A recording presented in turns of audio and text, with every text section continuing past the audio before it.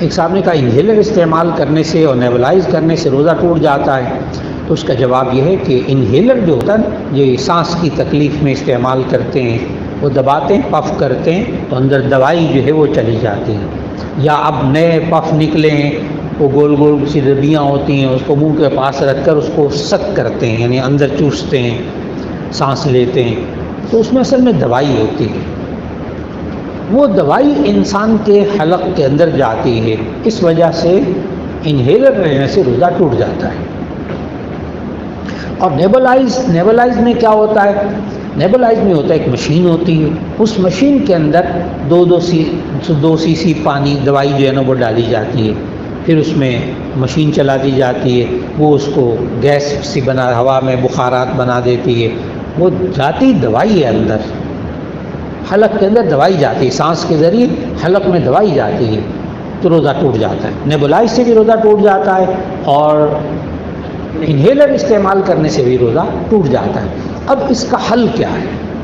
کیونکہ اب یہ اتنا عام ہو گیا نا، پہلے بوڑھے بوڑھے لوگوں کو ہوتا تھا، اب تو جوان بچے، نو عمر بچے، 10 سال کے بچے انہیلر استعمال کر رہے ہیں. یہ پولوشن اور یہ سب کچھ اور یہ الرجی اور یہ بڑی مصیبت آ گئی. اب سوال یہ ہے کہ حل کیا ہے اس کا؟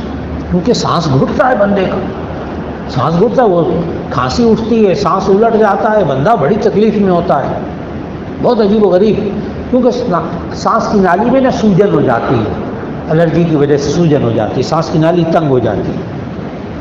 اب اس کا حل بتانے لگا ہوں. بہترین حل، اپنے ڈاکٹر سے رجوع کر لیں، اپنے ڈاکٹر سے رجوع کر لیں.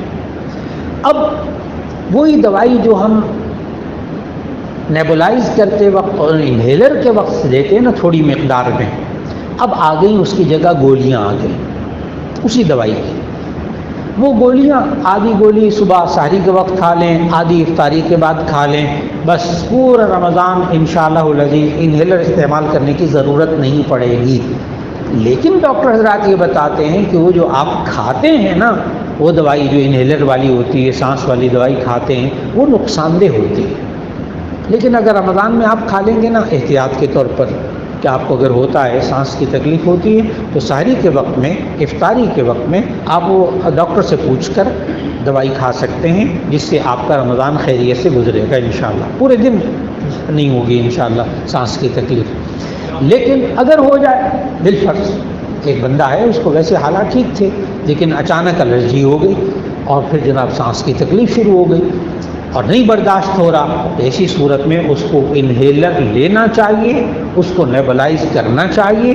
روزہ ٹوٹ جائے گا، صرف ایک دن کی قضا کرنی پڑے گی، کوئی کفارہ نہیں، کوئی کفارہ نہیں. اگر تکلیف شدید ہو جائے نا تو پھر ایسی صورت میں روزہ توڑ دینا چاہیے، اس کا کفارہ نہیں ہے، صرف قضا، صرف قضا. بہت آسان. جی ہاں ہاں. اب میں یہاں ایک اور بات بتا دوں کہ یہ جو انہیلر ہے نا، یہ بھی بتا دوں کہ انہیلر کی جگہ اب دوائیوں کی بجائے ڈاکٹر بس اوقات ایک دم اس الرجی کو اگر ختم کرنا چاہتے ہیں تو اب انجیکشن بھی وجود میں آ گئے ہیں. اب سانس کی تکلیف میں انہیلر بھی بس اوقات کام نہیں کرتا، نیبولائز بھی کام نہیں کرتا، تو ڈاکٹر ایک دم انجیکشن لگاتے ہیں. مخصوص قسم کے انجیکشن ہیں، عام نہیں لگانے پڑتے لیکن مخصوص حالات میں لگانے پڑتے ہیں، تو فوراً اس کا سانس چند منٹ بعد بحال ہونا شروع ہو جاتا ہے. اگر انجیکشن لگایا جائے تو روزہ نہیں ٹوٹتا. انجیکشن انٹروینس یعنی رگ کے اندر، ناڑ کے اندر لگوائیں تو بھی روزہ نہیں ٹوٹتا، اور اگر انجیکشن کھال میں لگوائیں تو بھی روزہ نہیں ٹوٹتا، کیونکہ اس سے جسم پانی یعنی معدے کے اندر، اس کو کھانا پینا نہیں کہتے. یہ میں فرق سمجھانے لگا ہوں کہ نیبولائز سے ٹوٹ جاتا ہے، انہیلر سے ٹوٹ جاتا ہے، انجیکشن سے نہیں ٹوٹتا. اصل میں روزے کے اندر کھانا پینا منع ہے.